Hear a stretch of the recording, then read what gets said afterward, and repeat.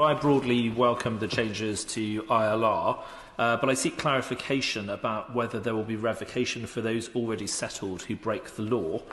And why is the government proposing making low-skilled workers who are net fiscal recipients wait for 15 years for ILR instead of telling them to just leave the country?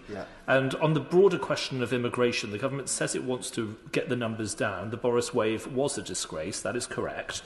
But of the measures implemented so far by this government, they are projected only to reduce the numbers of people coming here by 61,000 a year. That's before we take into account the new rules for Gaza, for Afghan dependents, and for the schemes launched this week by the Home Secretary. And it's in fact less than the revision by the ONS of the numbers coming last year.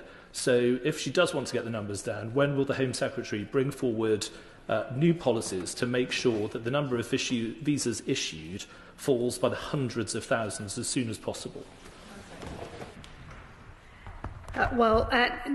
The ability to revoke indefinite leave to remain, those powers are not going to change as a result of this, and he will know that the specific provisions in relation to foreign national offenders are also going to be unaffected. Separately, we are going to review the threshold in relation to criminality because the current rules have worked on the basis that you cannot qualify for indefinite leave to remain if you've received a sentence of 12 months or more.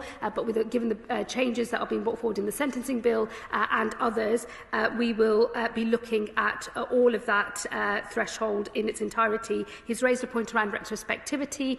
We will also be reviewing that as we review all of the criminal thresholds that apply here. He said another question in the middle bit, and forgive me, I missed it. Well, if he will write to me, I will come back to him because I think he's asking about wage thresholds.